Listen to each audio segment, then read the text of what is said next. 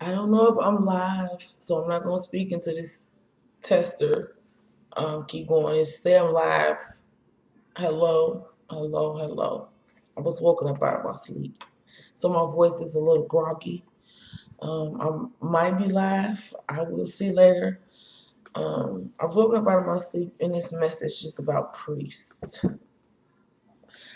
Um, I've been celibate. I guess this is. I learned a lot. I'm a learner. I learned through my experiences and other people. And I became celibate in 2008, I think. 2008, 2009. And what I learned through my celibacy is your body needs to release um, that energy. Maya, come here for a second. Your body needs to release the energy. I'm sorry, my laptop is about to die. I don't know why because it was on charger, but your body needs to release that sexual energy. And if you deprive yourself of that sexual energy, you become perverted in a way. You don't I'm on live. Could you give my charger to my laptop so I can plug it up for a die real quick? Yes, I am. Please. It's about to die and this message got to come out. It has to come out to my laptop, not my cell phone. Because it's on, it's bad. I'm sorry. But I have to get this out before I go to sleep, but I'm not going to stop it. My stream is going.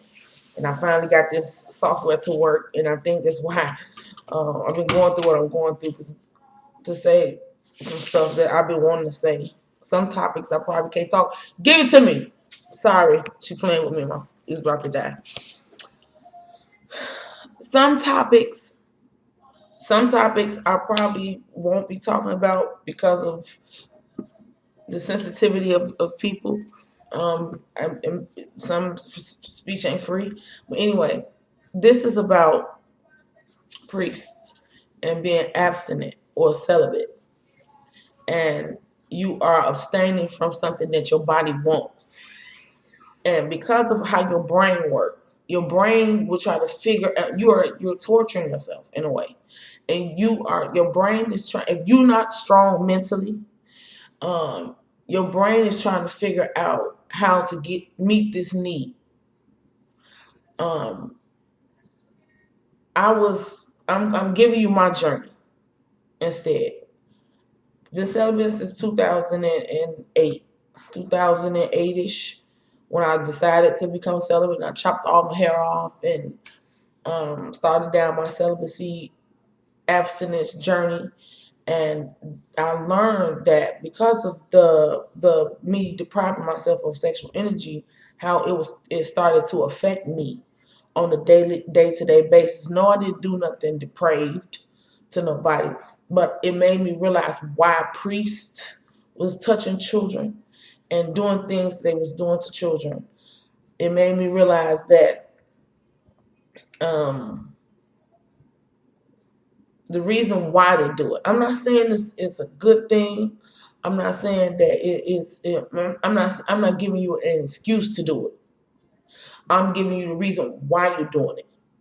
Now you can serve God and live your life holy without abstaining from sex. If you get married to a significant other, you can still serve God. God works through everybody. He don't care who you are. God is the creator of all this life. He created the demonic energy. He created all life. He uses everything for his good. But when you are sexually molesting children as a priest, you're going to hell. I'm letting you know that now. When you are serving God, God is watching you more than He watching the sinful. He sees the sin that the sinful people do, but you are the one who's serving Him. So you are judged very harshly. Firstly, you are judged very harshly, and He watches everything you do. Every time you open your mouth to talk about God, you are being watched. Every time you um, try to talk to somebody and tell them about God, you are being watched and your heart is being watched. God see you from the inside. So if you standing here talking to somebody and trying to preach and pray to them and tell them this, even prayer, and you doing this, the angel that he sent to watch you is standing right there watching you and looking at your heart and what you are really feeling on the inside. You know, people project stuff on the outside and be fake all day and wear a whole mask over their whole body. But on the inside, God see who you are on the inside. He don't watch the outside. He watched your inside feelings, how you insidely think. So you out here serving God and you out here molesting children and messing them up psychologically because you are sexually depriving yourself of sex. Now, if you're a pervert and you want to be out here messing with kids anyway, and you use church to cover that up, then you still going to hell. You think you might not go to jail on earth and you living your life fine here on earth, but when you leave this vessel, your soul goes somewhere to be judged. That's facts. So if you're using the priesthood to cover up your perverted sexual demonic stuff to mess over children, you going to hell. I'm letting you know now, and I'm talking to whomever who's deciding to go into priesthood to cover it up, to do this. And the people who are the priests and the nuns and all you all people, all the nuns and all the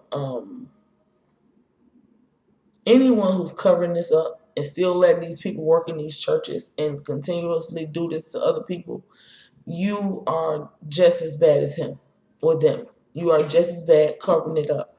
Now, if you take the perverted priest or nun and you take them and you move them on, you might not feel that I'm serving God, but I'm going to explain that in a minute. And you take them and you move them away where they're no longer in contact with children and they have to be on a complete sabbatical somewhere in some Buddhist temple type-ish place where they have no contact with nobody but adult people, then fine. You did your job. But if you move them to another priesthood where he can also go and molest and harm other children, then you are just as bad as him. When you are sexually depriving your body from sex, your mind is a tool to try to figure out stuff.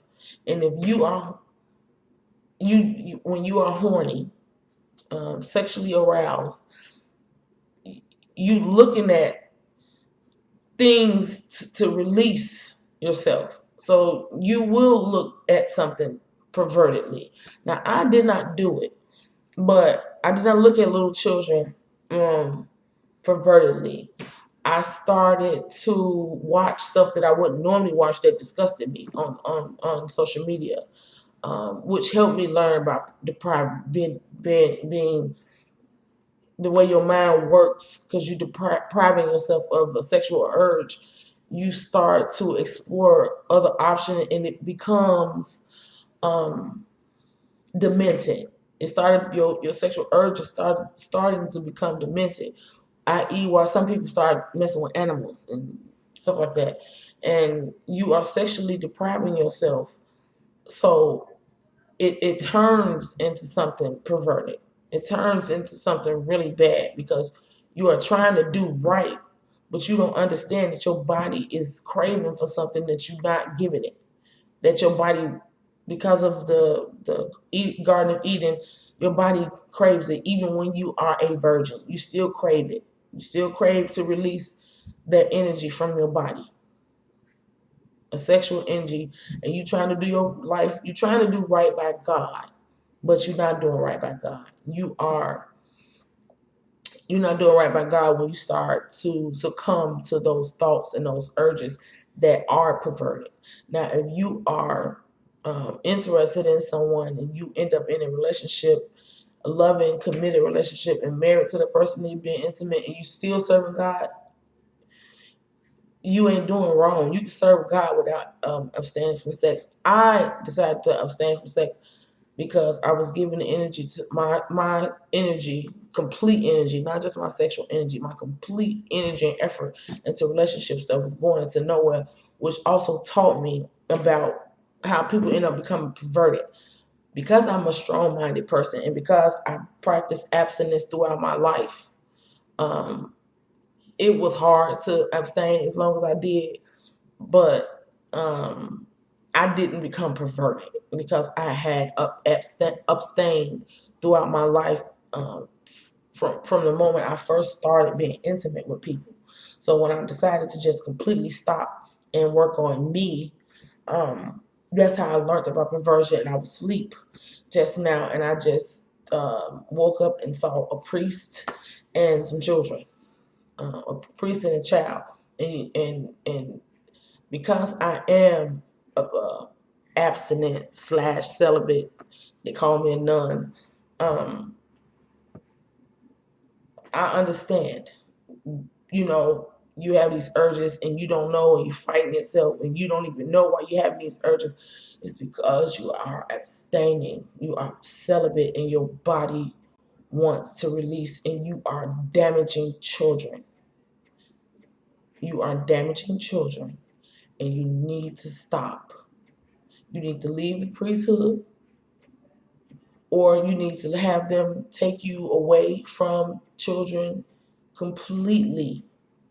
I don't know if I'm giving the right message or how I'm supposed to say it, because I'm still learning about this spiritual journey that I'm on.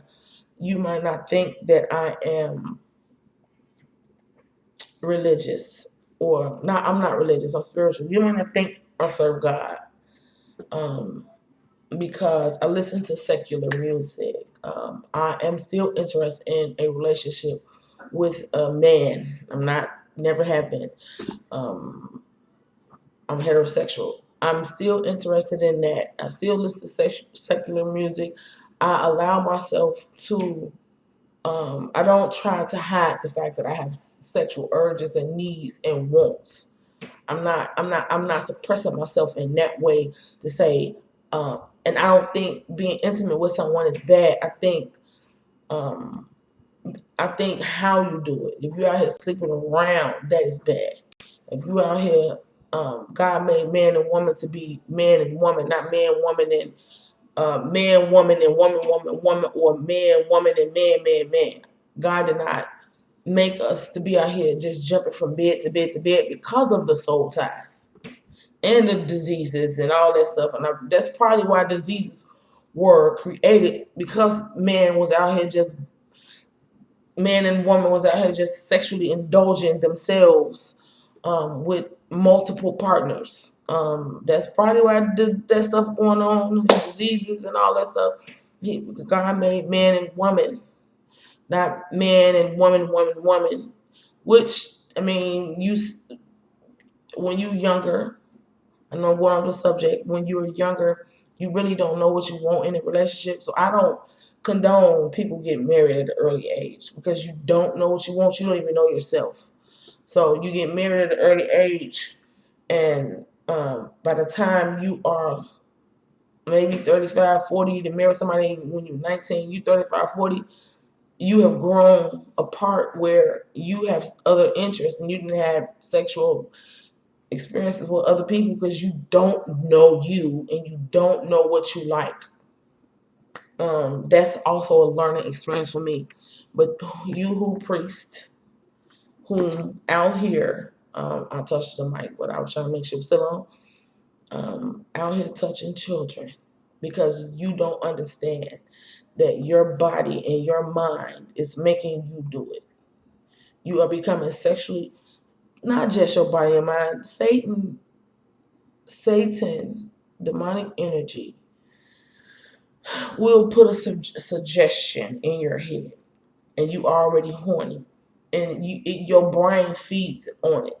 You can be sitting somewhere, and something pop in your head that really not something that you would normally think about, but because you have a urge to release that sexual energy, it start becoming depraved. Let's say it that way. Because you're already sexually abstaining abstinent from sex and your body is craving to be released, and you think it's bad because you want to be intimate, but then you get a suggestion, and then the more that suggestion just playing in your head, and you end up doing it. You end up doing what the suggestion did because it's playing in your head, because your body is wanting to release something. Now I can't talk about the people who are not following God and doing it. You are sick, in my opinion. You are allowing the demonic energy to use you to damage a soul. When you touch a child that is innocent and pure, you open their eyes to a lot, and you are also making them look at everybody that comes in their life as a threat. You are damaging a soul that don't even know what sex is, don't know what it feels like, and you messing them up for the rest of their life because you have a perverted fantasy, which you can also stop. You can also, most demonic negative thoughts that pop in your head, you can fight if you choose to. The hardest thing to do, I was taught, the hardest thing to do in life is to do the right thing. I know I look all over the place because I think when I'm talking, but the hardest thing to do is to do the right thing. And that's facts, because your brain will constantly think about it over and over and over and over and over. Prayer helps. Prayer don't stop what you urging, but prayer help you give it to God. And if you constantly pray about it, eventually you will stop whatever it is. But if your body is craving for, if you're a drug addict and you become a drug addict, right? And you have become addicted to drugs, completely addicted to drugs. And your body, once you try to stop taking drugs, your body is begging for it. That's why a lot of people relapse back on cocaine or heroin or crack, marijuana, alcohol, cigarettes, because your body has become used to it. You feed in something within your brain that likes that feeling, that euphoric feeling. It loves it. It craves it. So once you try to go cold turkey, your body still crave it, and it's a fight to leave that cigarette alone. It's a fight to stop smoking weed. It's a fight to stop drinking if you're alcoholic. If you're a casual drinker, no. But if you are an alcoholic, if you are a cigarette smoker, if you're doing anything that inebriate you, once you try to stop cold turkey, your body craves it. It is so hard not to. You will go and smoke a cigarette by accident because it has become a habit. That's what it's like when you abstain from sex. The same way a drug addict relapse over and over again on drugs. They relapse because they are not mentally strong enough or don't realize that